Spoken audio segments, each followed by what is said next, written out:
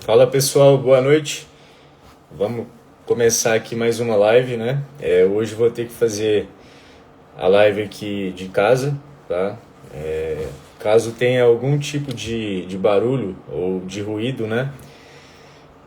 Peço aí que vocês relevem aí, né?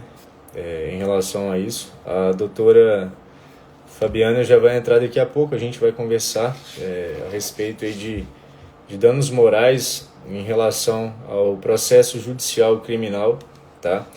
Já antecipo aqui para todos que estiverem ao vivo aqui, né, assistindo a live. Eu não sou advogado criminalista, tá, pessoal? Eu somente atuo aí, né, no direito civil, bancário e consumidor, às vezes também no direito da saúde. Mas a doutora Fabiana ela vai abordar temas importantes aí ao processo judicial criminal. Daqui a pouco, creio eu que ela vai fazer o pedido aqui e aí a gente começa a live, tá? Qualquer ruído aí, barulhos externos. Infelizmente hoje, por causa da correria, eu não consegui fazer lá do escritório, mas será bem proveitoso. E a gente tinha marcado para o horário de 19h30, tá? Daqui a pouco eu libero aqui, são 19h27. Mas a doutora Fabiana já ela entra aqui, ok? Ficará salvo, obviamente, eu vou compartilhar aí depois com o pessoal, tá? Doutora Fabiana, se você já tiver aí, a gente pode pedir, faz a solicitação aí ao decorrer aí da live, o pessoal vai entrando, a gente vai conversar, tá bem? Aos que estão ao vivo aqui, só um momento, por gentileza, na hora que a doutora fazer a solicitação, eu libero. Só um momento.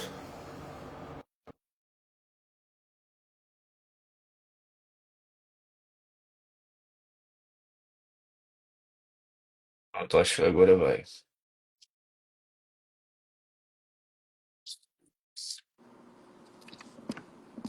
Aí, agora deu, Fábio. Boa noite, Fábio, tudo bem? Boa Como é que tá? noite, Doutora tudo Fabiana, certo? né? Fábio eu falo só nos bastidores. Mas como é que tá? Tudo bem Não, podemos contigo? seguir com informalidade por aqui também. Vamos Sim, bater sim. um papo mais tranquilo, nada formal. Sim, ó, tinham 4 pessoas agora. O pessoal costuma ir entrando na live ao decorrer do tempo. O pessoal, obviamente, vai ver depois também, mas a gente pode começar, obviamente, a conversar. Fábio, eu sempre faço da seguinte forma com todo mundo que aceita fazer a live aqui comigo, tá? Eu sempre peço à pessoa para realmente contar a história dela em relação a estudos, né? Escola e, obviamente, ensino fundamental, depois ensino médio, questão de faculdade também. O que você quiser contar sobre a sua história acadêmica, né? E também depois, por que que você entrou no curso de Direito, quais áreas que você realmente mais gosta, para depois o pessoal saber, tá? Mas pode começar, Fábio. Não se preocupa, obviamente, com a Tá, galera. A galera vai entrando aos poucos aqui, mas pode ir, por favor. combinado. Então vamos lá. É, talvez se de repente ficar mudo me avisa, talvez acabe a bateria do microfone e eu troco aqui pelo outro, Fechou, tá? fechou. Então vamos lá. O direito, né, na verdade, nunca passou pela minha cabeça. Era um curso assim que eu jamais pensava que eu iria fazer. E o acaso acabou me jogando lá, né, na faculdade de Direito. Por incrível que pareça, pelos 5 anos eu odiava aquela faculdade. Eu não via a hora de terminar. Tinha dias que eu contava ainda quanto que eu ainda dava para faltar nas aulas que eu faltava. Eu era esse tipo de aluna. É, E aí, então, eu me formei, né, no... Durante a faculdade ali eu não atuava no direito, né, eu trabalhava no escritório de engenharia ambiental e segurança do trabalho, né, nada a ver com a área. E aí, então, me deparei com o final da faculdade, o escritório que eu trabalhava fechou a sede ali em Palmas e eles estavam indo embora para o Rio de Janeiro. E aí, o que que eu ia fazer, né? Me vi perdida, porque não passava pela minha cabeça advogar. E aí foi então que surgiu, né, uma vaga no Ministério Público para assessor de pós-graduação, né? A vaga era para estagiário de pós, né? E aí as meninas, faz. Eu falei, mas como que eu vou fazer se eu odeio criminal? Era a matéria que eu mais odiava na faculdade. Mas na verdade eu descobri que eu não odiava a matéria, né? Eu odiava, na verdade, o professor. O professor era terrível. Isso acontece bastante na É, facu. E aí fiz a dita prova e deu tudo certo. Eu entrei, né, para o estágio de pós no MP. E ali eu comecei o contato direto, né, com o direito penal. Então, eu estava acessando ali um terreno totalmente desconhecido, né? Na faculdade, quem fazia as peças ali, a gente trocava. Então, às vezes eu fazia algum trabalho, minha colega na prática penal fazia a peça, eu sempre corria, né? Tinha esse trauma. E aí, ali que eu fui vendo, né, que eu gostava, eu fui gostando, fui me identificando. Os primeiros inquéritos que eu pegava ali, que viam umas fotos meio macabras, sabe? Falei, nossa, que horror, falei, não quero mais isso. Mas aí você vai se acostumando, né? Vai se tornando hábito e vai sendo normal, né? Às vezes até você procura aqueles inquéritos ali onde tem umas vítimas mais expostas ali, umas lesão bem feias. Acaba normalizando, né? Embora não seja normal. E é ali que eu peguei o gosto, né? Então, o criminal é a minha paixão, embora atualmente eu esteja no bancário, mas o criminal é o que eu gosto, eu me identifico bastante, eu tenho conhecimento. E ali foi, né? Então, depois do estágio de pós, eu entrei para assessoria, então passei mais, acho que deu uns 5 anos, né? O total. No criminal, ali eu fiquei 7 anos no Ministério Público. E é então que eu resolvi mudar os ares e fui para advocacia e aí me encontrei ali, né? Onde a gente se encontrou e foi pro bancário. É, É, basicamente foi isso. na verdade, né, Fábio, eu tô mandando aqui para o pessoal que tinha me pedido também para alertá-los a respeito da nossa live. Mas é o seguinte, o direito bancário especificamente, né, é uma área que eu e você atuamos aí, mas também, né, em alguns casos aí é possível a gente puxar o criminal também, né, para poder atuar. Não sei se já caiu casos para você aí, mas até mesmo de golpes e fraudes, né? Às vezes costuma chamar alguns golpistas e estelionatários perguntando, né, como é que faz o crime tal e de tal jeito, né? Não sei se já aconteceu de chegar Não. gente assim para poder ser cliente de criminal através do direito bancário, mas também é totalmente possível, né? Envolve também o empresarial criminal, né? Eu não sei se você já teve contato quando você atuava lá no MP, né? Mas, Não, essas questões não chegava muito ali na promotoria que eu trabalhava. mas chegava mais quais questões lá para ti na época? Na época, na área criminal era mais assim, crimes mais comuns, homicídio, roubo, tráfico, violência doméstica, estupro, basicamente isso, Entendi. né? Que é o foco principal. Vamos lá então. Fábio, o tema que a gente tinha colocado para conversarmos aqui e abordarmos, né, seria o direito de indenização por danos morais. No dia que você me falou, Lucas, eu acho que esse tema é um tema interessante para a gente poder conversar e fazer uma live. Depois fui também pesquisar a fundo, realmente é algo que o pessoal crê e acredita que é somente no âmbito do direito civil, né? Uhum. Mas vamos lá, eu vou obviamente fazendo as perguntas aqui para ti, né, te questionando. Você pode ir respondendo da sua forma, da forma que você realmente achar mais claro, tá, para ti, e pela sua expertise, pela sua experiência jurídica aí que você já tem. Aí só Vamos, para complementar, eu sou pós-graduada também em penal e né, processo penal. isso daí, os títulos, eu É. particularmente já sabia de ti, mas realmente é muito bacana. Vamos lá, o pessoal está começando a entrar, né? Isso é bom. Vamos lá, primeira pergunta, Fábio. Por que a vítima de um crime precisa de um advogado? Vamos lá, é necessário realmente? Não? Pode ser totalmente transparente em relação ao que você acha aí para a gente poder Tá. esclarecer aqui. Na verdade, a pergunta deveria ser, né, por que que a vítima não precisaria, né, de um advogado? Só que a nossa cultura, ela tende muito a não dissipar essa questão, né? Se tivesse mais gente aqui agora, nesse momento, eu até ia fazer uma dinâmica ali, mas quem tiver aí e quiser participar, se eu falar agora a palavra advogado criminalista ou direito penal, qualquer coisa relacionada assim, qual que é a primeira palavra que vem na cabeça, né? Então, o que que vem? Geralmente vem o quê? Advogado bandido, advogado porte de cadeia. Opa, dei uma Sem caída problemas. aqui. Advogado porte de cadeia, réu, pena, né?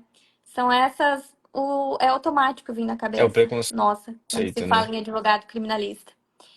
E aí você vê o quanto a vítima é excluída.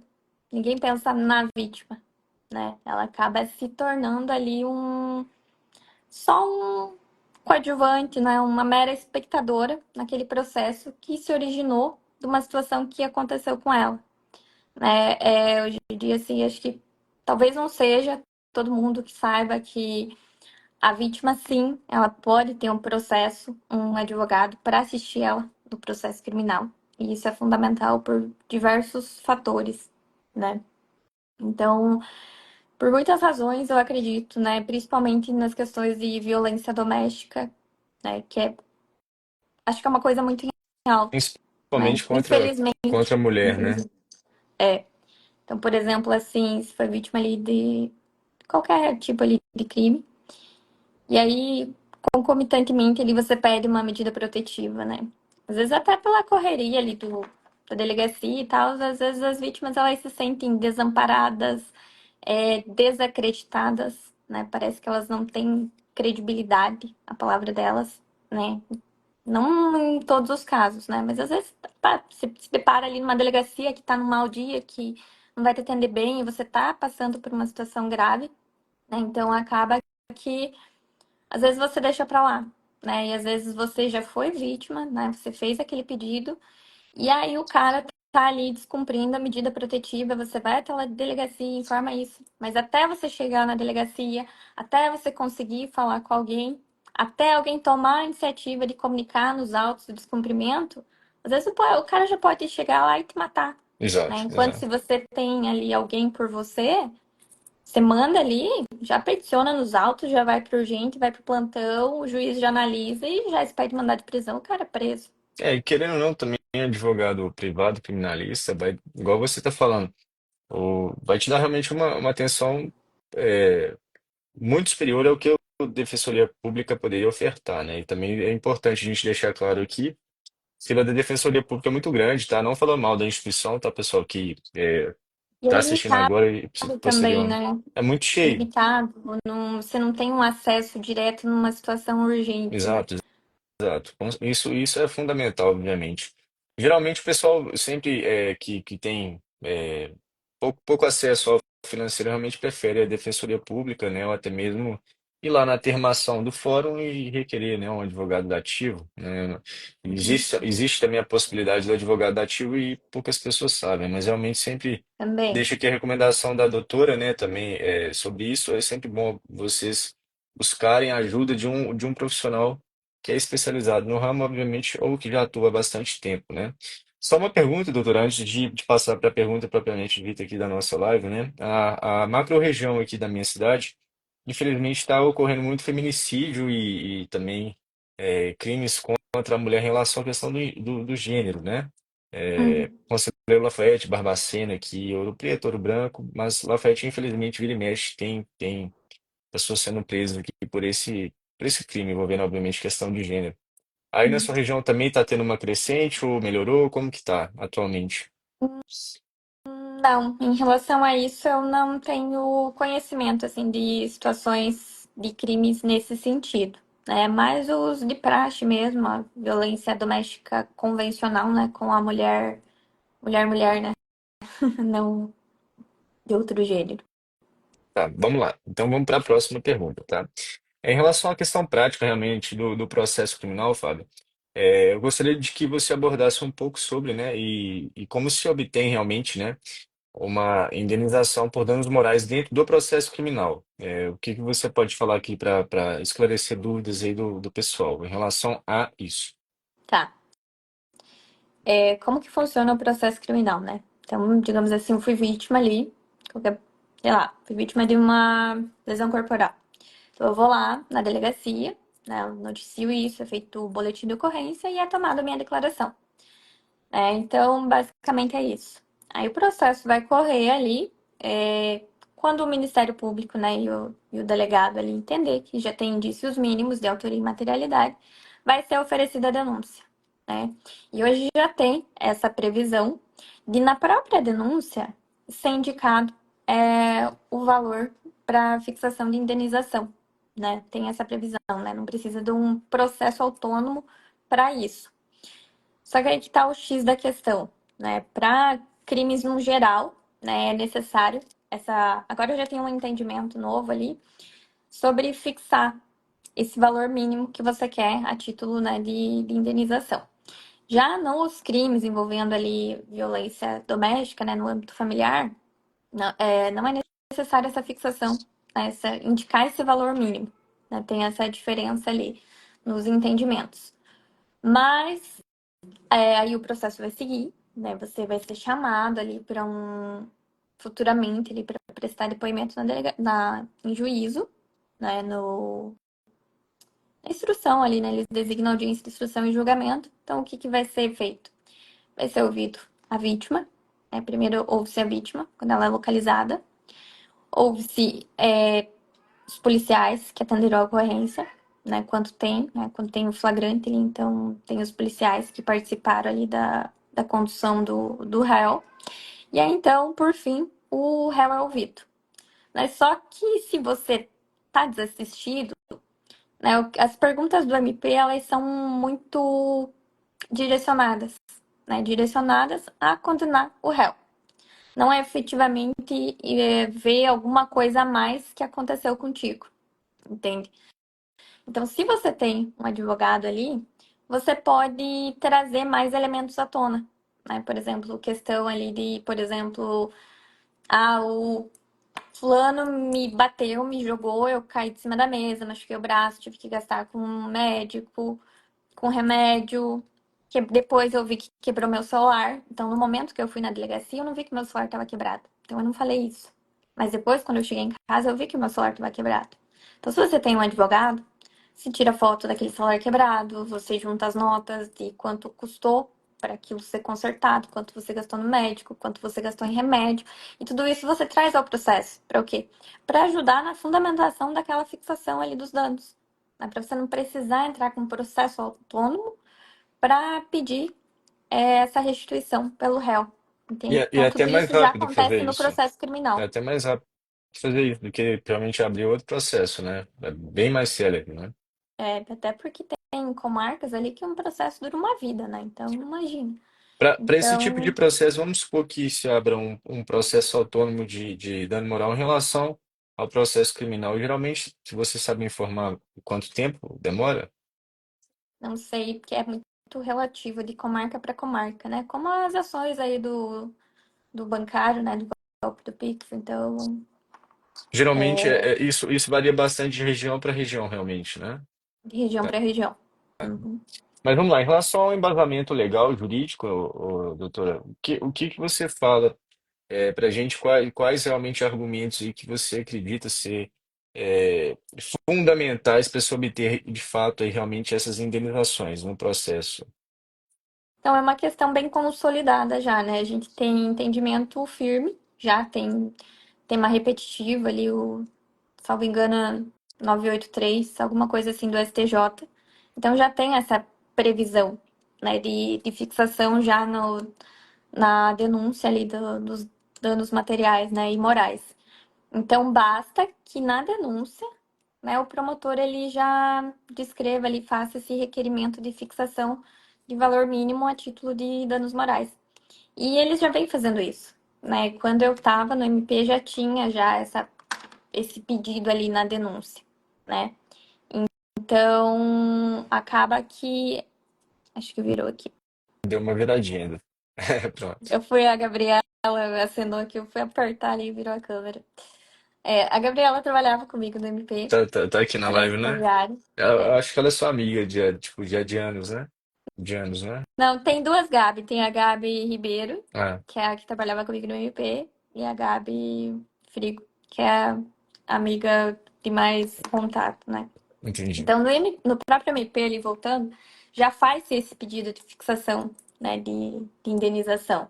Só aí agora tem essa questão, né, que já veio ali um documento, né, do CAOP, né, que é o Centro de Apoio às Promotorias, né, solicitando ali que os promotores já indiquem esse valor mínimo, né, quando se tratar de crimes em geral, né, às vezes um crime ali de trânsito, estelionato, então já não fazer um pedido genérico, né? Precisa ter essa delimitação do valor que você quer, E se né? E for tem a genérico? exceção Se for genérico, e o que tem acontece? aí não é Aí já o juiz pode ter entendimentos diversos. Não, mas não altera, obviamente, na condenação, né? Não, na É, condenação criminal, não, só nessa questão de entendi, fixação. entendi. Mas para crimes envolvendo, né, no âmbito ali de violência doméstica, não tem necessariamente que fazer esse pedido expresso ali do valor mínimo, Tá. né? Tem essa exceção. Beleza, vamos lá. Agora vamos para a questão prática, realmente. Eu acho interessante, né, você estar abordando esse tema, de você realmente falar aí para a gente um caso aí que você tenha tido que seja interessante para você falar para a galera aqui, que aconteceu, que realmente você tava com a mão na massa, trabalhou e que deu certo ou que deu errado. Qual história que você acha que seria bacana aqui para a gente contar? Então, isso eu não separei. Eu separei aqui algumas fixações e o deslinde que teve, em razão de às vezes não ter uma assistência à acusação ativa, né? Então, por exemplo, aqui a gente tem, eu estou trazendo aqui casos do Paraná, tá? Então, por exemplo, A tem gente esqueceu aqui de falar isso, que você é do Paraná. do Paraná, Esquecemos. Não, mas pode continuar. aqui, ó, deixa eu achar aqui, Seriam aí condenações, certo? Que você vai isso, falar? Tá. condenações. Fala um ano também, obviamente. Para quem não sabe, o pessoal aqui, a doutora Fabiana, ela trabalhou lá na MP. Durante quantos anos que você trabalhou, Fabiana? No total, acho que deu uns 7 anos, 7. entre estágio e assessoria. Realmente foram bons anos, e obviamente, que você trabalhou lá. Mas pode falar aí um que marcou, questão de valores, realmente, que te marcou Então, aqui, ó, também. a gente tem, né, uma questão ali de ameaça, né, no contexto de violência doméstica, né, e aí na sentença ali, o juiz arbitrou ali o valor de indenização ali de R$ 1.500. Só que o que que acontece? É um valor ok para uma ameaça, só que o que que é se baseado também nessa fixação? A renda do réu. Só que não há uma investigação sobre quanto ele ofere, né? O que que vai ser abordado? Ali, quando ele é interrogado, tem algumas perguntas fora do contexto do crime. Então, são perguntas do cunho pessoal. Dentre elas, qual o valor que ele ofere de renda mensal. Ele pode dizer que ele ganha um salário mínimo. Mas e se Ele pode ele alegar qualquer mentir? coisa. Doutora, se ele mentir, como é que entra essa questão Não da. tem muita questionar quanto a isso, né? Você tem o que tá ali, entende? Então não. E aí que tá o X da questão. Então ele pode alegar que ele ganha um salário. Aí nesse caso aqui foi arbitrado 1.500, mas depois reduziu para 700, considerando que o réu declarou que tem uma renda de mensal de 1.700, né? Então supomos que é um caso assim, que o cara alegou que ganha 1.700, só que você, vítima, tem conhecimento que esse cara, ele não ganha só 1.700, né? Então é um cara que tá lá, que ele tem uma vida confortável, que ele tem um carro bom, que ele dá uma ostentada, que ele tá sempre viajando. Então você pode trazer esses elementos para evitar com que essa indenização ali seja reduzida em razão dele alegar que ganha só aquilo. Entendi, entendi. Entende? Olha, em relação à questão da proporção, né, de valores, R$ 1.500, agora na sua opinião pessoal, tá? Não falando como advogada, né? Você acha justo em relação ao caso? O que que você pensa a respeito? Em relação ao crime de ameaça, mil e É quinhentos relativo, reais. é relativo, né? Porque às vezes você tem situações ali, né, fugindo agora do contexto ali ameaça, mas num crime em geral. Mas, por exemplo, você foi vítima ali de um. Você já sofreu uma série ali de. Você estava vivendo um ciclo vicioso ali de violência doméstica, né? Que a violência doméstica é um ciclo, né? A pessoa, a vítima, embora ela queira sair daquele ciclo, é muito difícil, né? Ela tem que ter muito amparo, né? Muita força de vontade e muita gente com ela e muito programa de proteção, fazendo com que ela não desista e volte lá para aquilo, né? Que faz ela estar naquela situação. Porque o cara, ele é manipulador, né? As pessoas que fazem isso, elas entram na mente, assim, de uma forma que só quem vive sabe. Então, Tem a imagina o dano. delegacia, delegacia da proteção à mulher também, aí, não tem? Aqui não tem delegacia específica, acho que mais em cidades grandes, aqui é delegacia única. Sério? Aqui. aqui em Conselho Lafayette, acho que foi.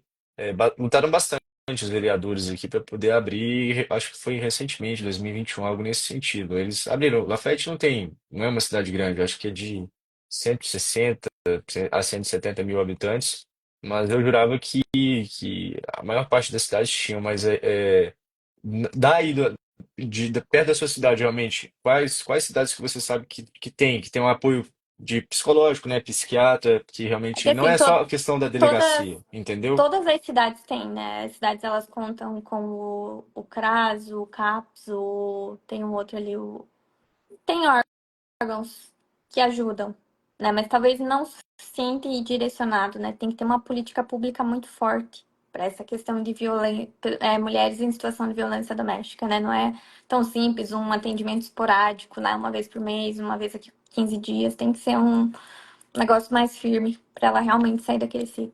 Mas na Aí tem própria, a questão de financeira também, às vezes ela se mantém naquele ciclo por questões financeiras, porque depende. Então, se não tem até essa questão de apoio financeiro, ela vai continuar naquele ciclo de violência doméstica. Isso é isso é fato. fato, fato. Aqui eu tenho clientes que já passaram por isso e que passam, realmente é muito triste, né?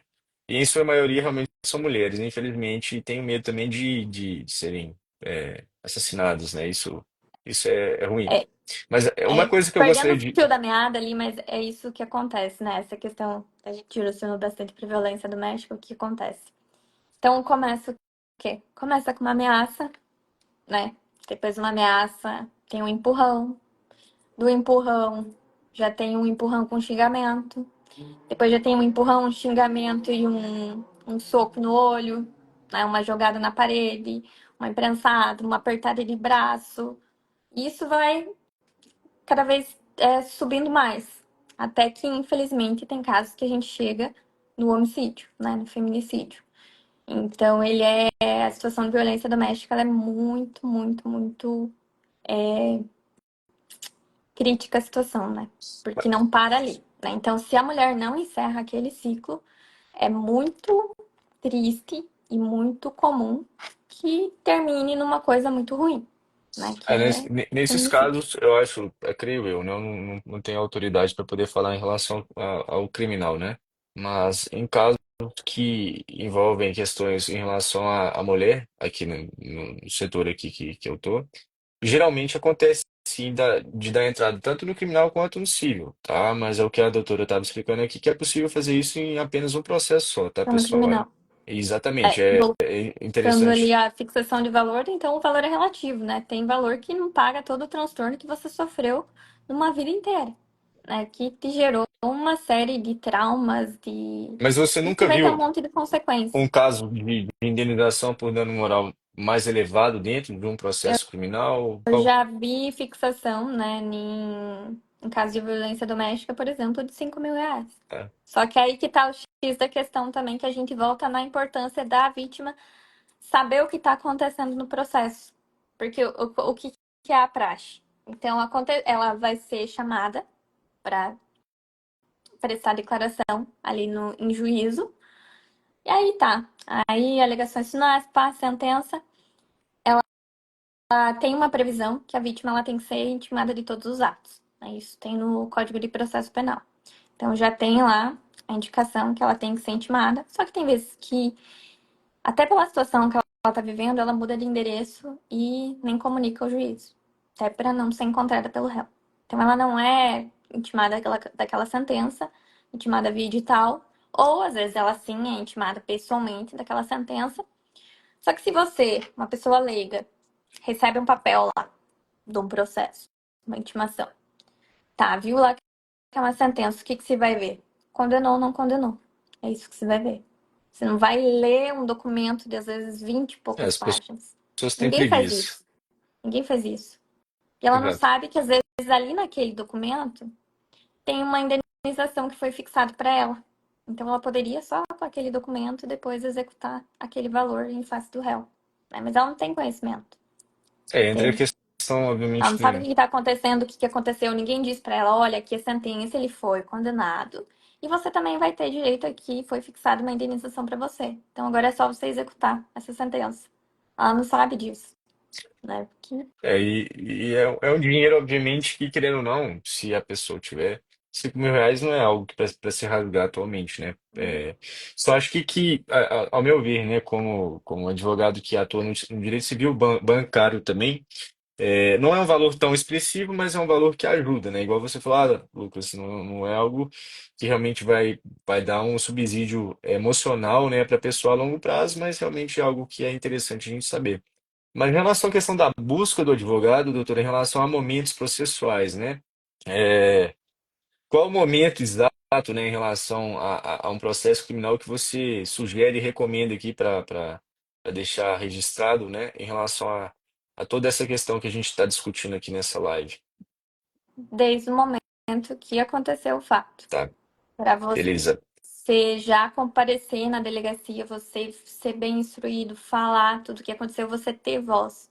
Que também você chega na delegacia, é tudo aquela correria, aquela muvuca da delegacia, então eles querem terminar o quanto antes, né? Eles perguntam o básico, ele te bateu, ou ele te atropelou, atropelou, pá.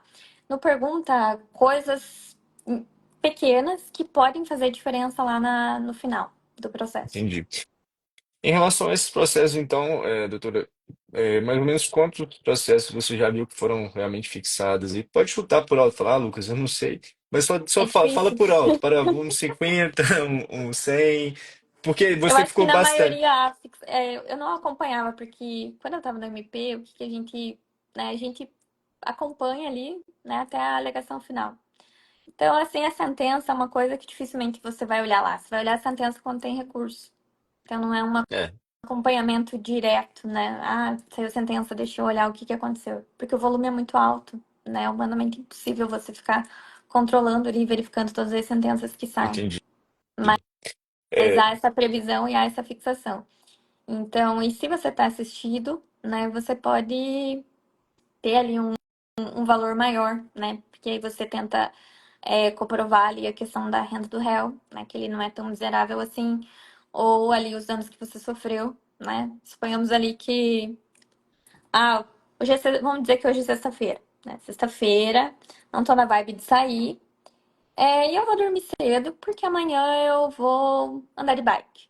Eu quero acordar às 6 horas da manhã, sábado, quero acordar às 6 horas da manhã e vou andar 10 quilômetros. Aí eu, né, muito inspirada, acordo 6 horas da manhã, pego minha bike, ando 2 quadras.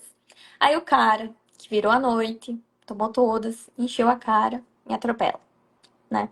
Não morri, né? Quebrei a perna, fui pro hospital, minha bike super cara estragou. E aí se eu tô desassistida, né? Será que o delegado vai abordar todas essas questões ali? Ou eu vou ter que depois, né, se me der na telha, entrar com um processo autônomo, né? Então, se eu tô assistida, eu já trago todas essas questões. Já trago a questão que eu fui para o hospital, que eu gastei tanto no hospital, que eu fiquei tantos dias, que isso me causou um prejuízo de tanto, por eu estar afastada do meu trabalho, né, das minhas atividades. Então, tudo isso a gente já consegue trazer para dentro do processo criminal. não. Excelente, doutora. Só mais uma pergunta que eu gostaria de fazer, né? Somente voltando em relação à questão da delegacia, que eu acho importante ponderar. Aqui em Conselheiro Lafayette a cidade já tem isso, mas tem um setor dentro da delegacia, achei até bacana de saber há um tempo atrás, que eles proporcionam ajuda psicológica com psicólogos realmente dentro dessa delegacia da mulher aqui na cidade, entendeu? Isso é muito bom. Não são todas as cidades que isso acontece, né? É algo realmente que, igual você falou, política pública tem que ser forte em relação a isso. Acho interessante abordar aqui, deixar claro, né? Pessoal aqui são de diferentes cidades. Duas pessoas da live aqui, se não me engano, são daqui, o restante não são, né?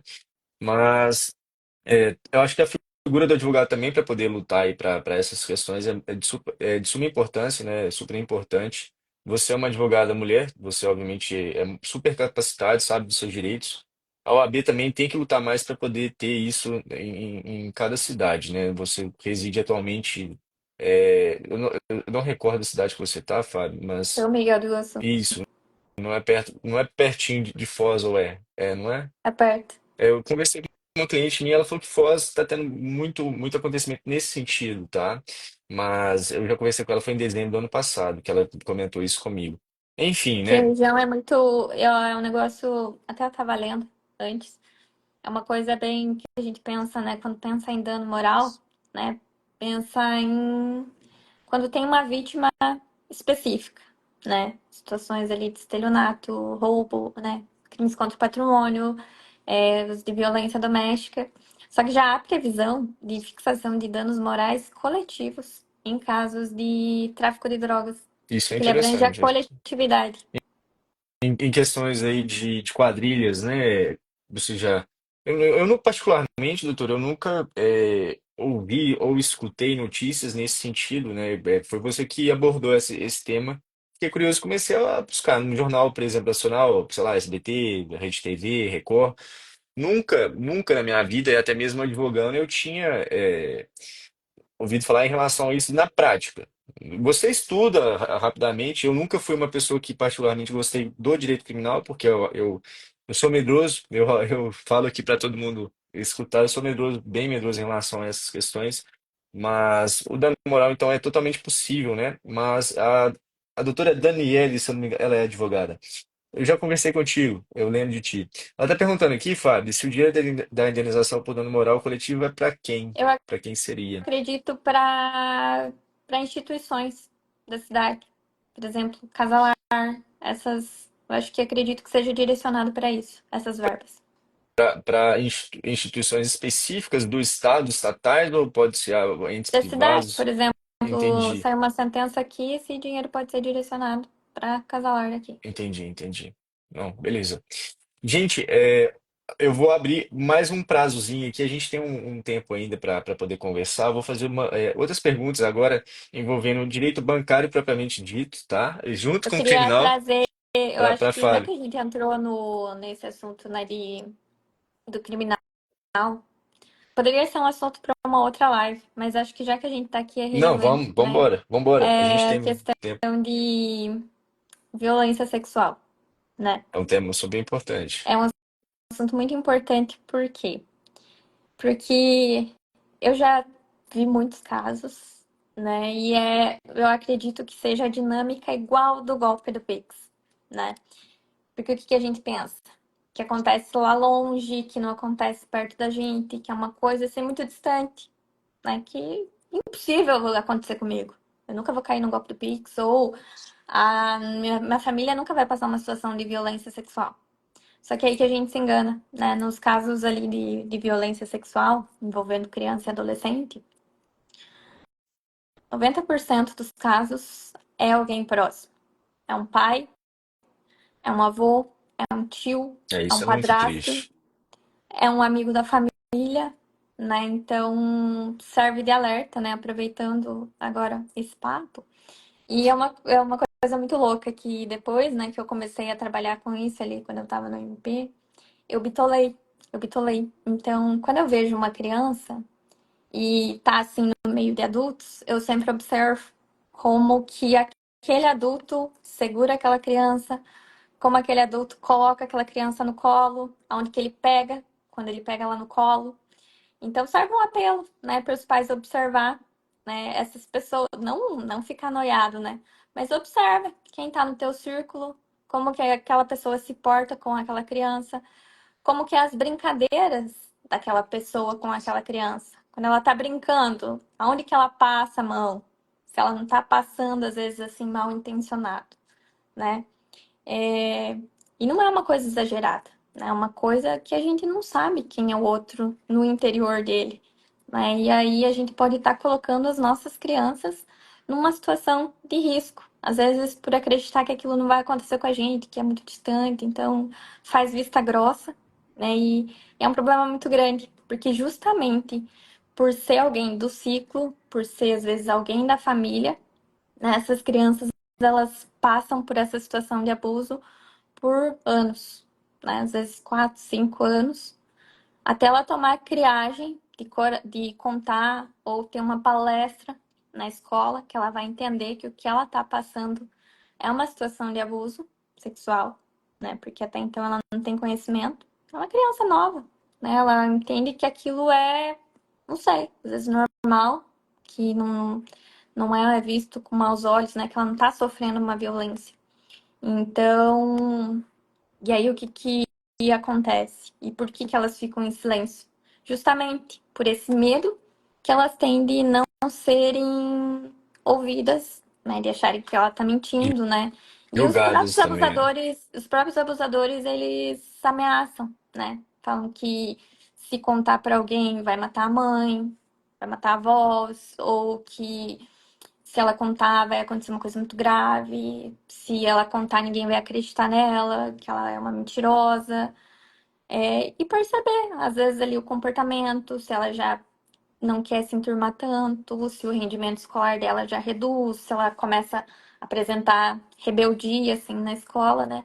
São tudo sinais sutis ali, mas se você vai ligando, pode estar diante ali de um caso de violência sexual. E nesse tipo de casos também, creio eu, doutor, que também é possível, né? Eu não sei se de fato eu não, já falei isso aqui na live, que eu não gosto da área, não sou da área, mas caberia algum tipo de pedido de dano moral, nesse sentido envolvendo crianças? Você Também, também. já viu algum É a mesma caso nesse dinâmica. sentido? A É a mesma mesma? dinâmica. Uhum. É, eu acho que seria mais até mais sensível, mas obviamente o seu alerta em relação a isso é de suma importância. Só uma pergunta também que eu gostaria de fazer é o seguinte, em relação à questão da advocacia, né? Você como mulher, né? Você já é adulta, já tem rodagem em relação tanto no MP quanto como na advocacia. Você se sente mais confortável atualmente advogando dentro do direito bancário ou do direito criminal? Não estou falando de gostar, estou falando de conforto em relação a essas questões envolvendo gênero, tá? Converso, obviamente, com amigas e colegas aqui da cidade e depende muito da área. Tem umas mulheres que são mais corajosas, que realmente advogam no criminal e falam, eu não ligo, se quiser me matar, me mata, se quiser me bater, me bate. São muito corajosas, que têm uma coragem muito acima da média, até mais do que eu, né? Eu já falei aqui que eu sou realmente medroso em relação a isso. Mas você se sente confortável atualmente em relação à advocacia criminalista dentro do seu estado? Sei que você já advoga em âmbito nacional, mas queria que você realmente abrisse seu coração em relação a isso aqui para o pessoal. Eu sei que é uma Eu me pergunta sinto mais. confortável no bancário, né? Mas aí aquele meu pezinho fica no criminal, né? Só que aí eu fico relutante, porque eu não me sinto, talvez, confortável em advogar em favor do réu, né? O meu perfil eu acho que seja mais em defesa das vítimas. Acusação, Então, realmente. é, Tá. ali na linha de assistência à acusação, eu acho que eu teria, assim, uma propriedade, experiência maior, né? E lutaria com todo o meu coração, né? Nesses casos. Eu, eu particularmente te vejo sim, tá? Até mesmo atuando aí em questões de júri, essas coisas mais fortes, mas E a não gente sei tem que se é só. pensar no seguinte também, que nem todo réu realmente é culpado, né? É Tem exato. réus que sim, eles cometeram, mas a nossa justiça é muito falha, né? Então tem situações que talvez eu atuaria. Situações em que às vezes a pessoa sim foi acusada injustamente, né? E questões assim, por exemplo, aqueles casos doidos assim que a pessoa vai lá e mata porque pegou o cara estuprando a filha, né? Então ele matou, né? Não digo que matar justifica, mas acho que é uma situação que eu me sentiria confortável em Entendi. atuar em favor do réu. É um crime que eu não atuaria, jamais atuaria em favor do réu, são crimes sexuais. Estupro, né? Isso Estupro de vulnerável, é, essas questões, tá? nunca, Mas nunca, nunca. e homicídio você já esteve presente nessas questões de defender algum réu ou não? Ou ainda Talvez sim. não? Eu sempre falo, né, que às vezes as pessoas olham a pessoa que cometeu homicídio como é, nossa, o cara assim é o cara mais perigoso, o cara matou, tirou a vida de uma pessoa. Só que se você vai analisar, a pessoa que ele cometeu ali um homicídio é muito pontual. Dificilmente é uma é um crime que ele vai ter uma reiteração dele, né? É uma bobeira, uma provocação, uma briga idiota, a pessoa vai lá e mata. Geralmente, Depois se arrepende até o geralmente fundo até da briga alma em dele. bar, né? É, são bobeiras, né? Tem casos sérios, mas geralmente é bobeira. Então, se você vai comparar um homicídio com um roubo ou um latrocínio, eu preferia advogar para um homicídio do que para um roubo ou latrocínio. Porque aí você já vê que aquela violência está interna na pessoa. Que a pessoa que pratica o roubo, né, ela tá disposta sim a matar para ter aquela propriedade ali, né, aquele bem. Então, vai lá assaltar, ah, vai lá, quer o carro, ela tá disposta a matar aquela pessoa para ter o carro. Né? Então, você vê que são crimes violentos e que a pessoa tá disposta àquilo. E as pessoas que cometem o crime de roubo, sim, elas são reincidentes naquele tipo de crime. Né? Então, sim, elas são perigosas. As pessoas do homicídio, se você for ver por esse viés, sim, elas cometeram um crime ali horrível que tirou a vida de outra pessoa, mas é muito pontual. Ela não vai sair matando, não é todo dia que ela vai sair na esquina matando uma pessoa, É, a, entende? a doutora Carolina tá falando aqui, para ser criminalista tem que ter coragem, ser um Silvio Lopes sai. Silvio Lopes é um advogado aqui de Lafayette, que ele é famoso, ele faz tribunal de júri, né? Em relação à questão de coragem, eu toquei nesse ponto sensível porque realmente você advogar no âmbito criminalista, às vezes você fica assim, né? Você sabe disso, na mão de pessoas que realmente cometeram crimes, às vezes que são mais pesados, mais bárbaros, né? É. E te começam a te pedir E um eu favor acredito que aqui. seja nessa linha do roubo, né? Porque Exato, o roubo, sim, as exato. pessoas você percebe que tem mais esse negócio assim que tá disposta a tudo para ter aquilo. O furto, o furto é aqueles crimes bizarros que a pessoa tá furtando ali para ir lá trocar por droga, né? Ela pega ali escondido, né? Você nem vê, então não tem uma violência os furtos, né? E geralmente os furtos são praticados por usuários de droga, né? Eles fazem isso porque eles não têm dinheiro, então eles vêm ali, depois vendem ou trocam por droga, né? E o roubo não. O roubo ele é coisa mais Já foi pesada. assaltada, doutora? Não, graças a Deus. Mentira, sim, já fui. Já Eu fui, já graças a Deus. também já fui, mas fui Fui. de Mas faca. faz Não, muito tempo. não recomendo isso pra ninguém na vida, não. Mas não é algo bom de se passar, não. Na época eu tava na faculdade, primeiro período, Dá medo. que isso, é muito ruim. Mas vamos lá. Pessoal, se vocês não tiverem mais perguntas, eu vou fazer a última aqui para a doutora, tá? A gente finaliza a live. Posteriormente, a gente vai, obviamente, conversando com mais advogados e advogadas aqui. Futuramente, se a doutora, obviamente, aceitar conversar mais sobre temas do direito, a gente sempre vai ajustando e alinhando aqui, tá? Última pergunta, doutora, é o seguinte. São três, aliás, tá? Pode responder objetivamente, não vou tomar tanto mais seu tempo. Concurso público. Você ainda pensa nisso na sua vida? Já mudou? Já é folha passada? O que que você fala aqui para o pessoal em relação à advocacia, né? Tem, obviamente, advogados aqui que advogam e querem ainda o concurso público, e também o pessoal que somente pensa em concurso público. O que que você imagina e pensa atualmente para você, né? Você vê ainda, se vê como mulher atuante somente na advocacia ou ainda quer voltar para questões aí do MP, concurso, o que que você pensa a respeito? Às vezes dá vontade. Às Não vezes dá ficou... vontade, né? Advocacia, você vê ali o ramo de ser empresário é difícil, né? Mas vamos lá, não considero mais, né? Eu considerava enquanto eu estava no MP, né? Porque a advocacia eu não considerava de nenhuma forma. Então, o que eu via era fazendo concurso para promotor, né? Só que aí qual foi um dos motivos de eu sair do MP? Essa questão de se mudar muito, com muita frequência, né? Os promotores eles se mudam com muita frequência até fixar em uma comarca. Então isso pesava muito, sou muito apegada aos locais. Então aqui quando eu vim foi a primeira cidade que eu saí de casa, digamos assim. Então eu criei raiz aqui e eu não queria sair daqui. E ele ainda se ia se mudar mais vezes, né? E aí eu comecei a pensar, se eu for fazer concurso, imagina, né? Eu vou um tempo ainda estudando, e aí quando eu passar, eu vou para a pior cidade do Paraná, que vai, né? Quando você passa num concurso, primeiro você vai para as piores cidades. E mais violentos, né? E aí até você chegar no teu destino final, imagina, eu ia estar com 50 anos, eu ia fixar a residência no lugar com 50 anos. Não é brincadeira, não. Então, eu tirei de... De vista mesmo, né? Não, Falei, beleza. não é isso. E aí, então, o Vini surgiu e aí eu mudei de ideia. Sei. Vai advogar agora pro resto da vida? Que é isso realmente pra vida? Ou Provavelmente. bacana, bacana. Talvez. Vamos lá, só o doutor Alex fez uma pergunta ali, eu vou falar, tá? Em relação a crimes de embriaguez aí, questão de volante, no seu estado aí tem bastante? Ou tá tendo bastante incidência? Como é que tá? Como é que está sendo aí? Eu acho que é o normal, assim, até aqui na minha cidade é uma cidade que não tem muita balada, né? É uma cidade pequena, então dificilmente tem isso. Mas uma vez que outra, às vezes tem aqui cidade vizinha que tem uma festa maior, então às vezes tem blitz na saída. Então a gente pega a Entendi. galera. É o famoso bafômetro, né? É, Mas inclusive fui pega uma vez saindo do carnaval.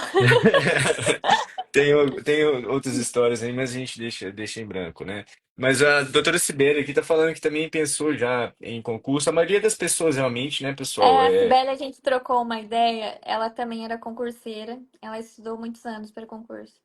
Ela É, faz concurso. no início eu queria só concurso, não pensava em advogar, porque realmente a advocacia, na visão que eu tirar a longo prazo, e concurso realmente dá uma estabilidade muito boa, muito bacana, né? Mas é aquilo pro resto da sua vida, certo? Mas É, é para isso, ter um exemplo, por exemplo, o meu ex-chefe, ele entrou salvo engano, ele entrou em 2005, 2015 o concurso dele. É. Agora, final do ano, que ele fixou residência aqui próximo. Então, 10 anos para ele chegar na final e fixar a pois é. residência. Tem alguém E que é falou muito que aqui compreendido. concurso nômade, quem que foi?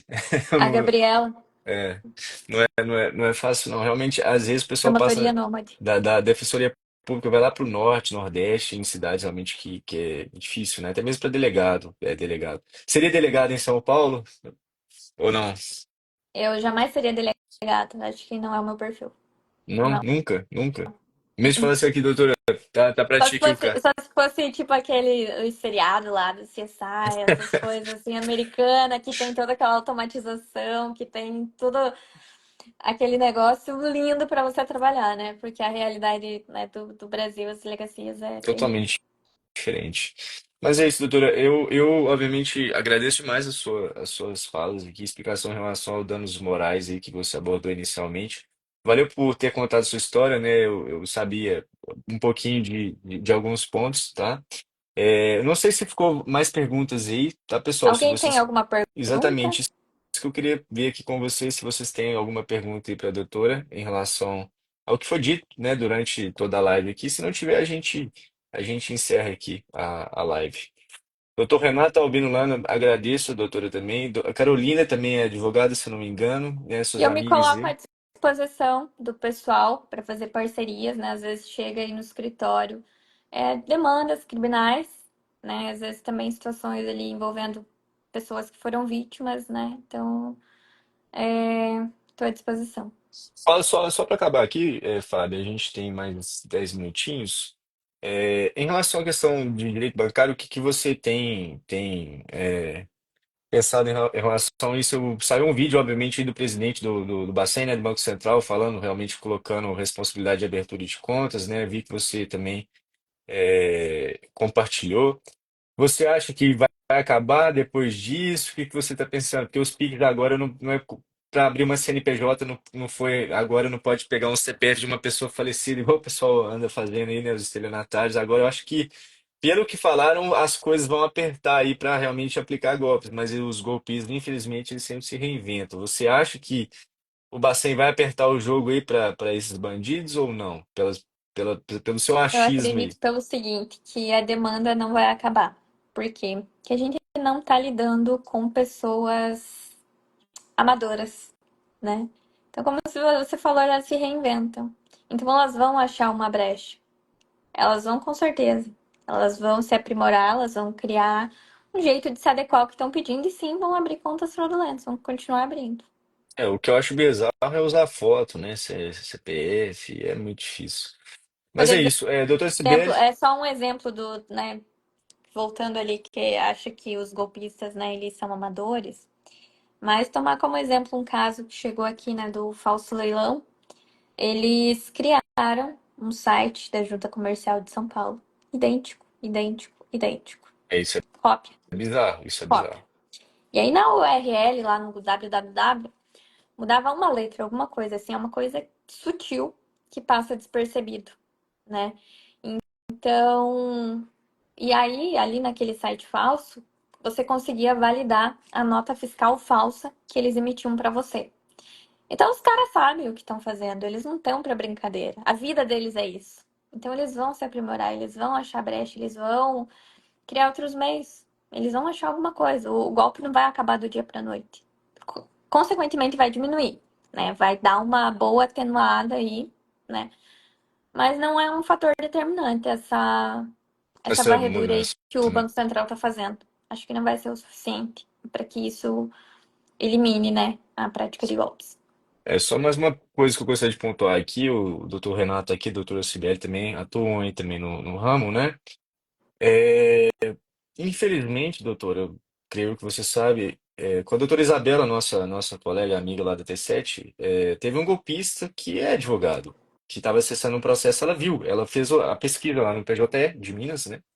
Ela comentou comigo, Lucas, é esse cara aqui que está com certeza passando meus dados para essas pessoas que estão me ligando, entendeu? E infelizmente existem advogados que estão fazendo isso, repassando dados sensíveis, né, de processos judiciais para outras pessoas. Eu não estou falando que são todos, tá, pessoal? Seria estúpido a querer botar a arma na cabeça da minha classe. Eu sou advogado, doutor, é advogado e tem advogados e amigos aqui que são, né? Mas, infelizmente, pelo que eu estou conversando com o pessoal, existem advogados que estão circulando e fazendo esse tipo de coisa. É muito triste, né? Pode ser também servidor dentro do fórum fazendo isso, pode ser também que Essa tenha juiz, questão de. promotores, entendeu? É igual o golpe da falsa central. Obviamente tem vazamento de dados dentro do banco, porque eles Exatamente. sabem quanto você tem na conta, o limite disponível no cartão, o limite disponível para empréstimo, o limite para disponível de Pix no crédito. Eles sabem tudo. E eles vão tirar da onde? Eles vão inventar? Eles têm uma bola de cristal? Não. Tem alguém vazando essa informação. É, isso é muito difícil. Mas, doutora Carolina, realmente essa questão do golpe aí não é só ti, não, tá? Várias pessoas, inclusive tem Eu amigos mesmo aqui, já caí no colegas. golpe. Pois é, eu ainda, eu acho que eu caí, mas foi de R$ 96, então já foi.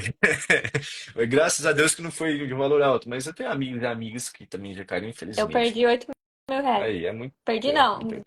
Depois eu recuperei, né? Então deu tudo certo. Mas beleza, Fábio, agradeço demais você. Agradeço a todos aqui que entraram, né? Amigos, amigas e colegas conhecidos aí. Obviamente foi super, super prazeroso aí conversar com todos vocês, tá? E é isso, Fábio.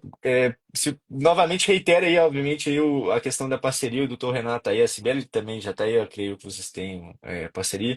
A doutora Fabiana mexe com direito bancário, né? Com direito criminal.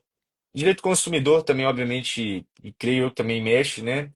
E é isso. Eu agradeço demais, Fábio, pela presença. Eu vou compartilhar lá o vídeo, vou te marcar, tá?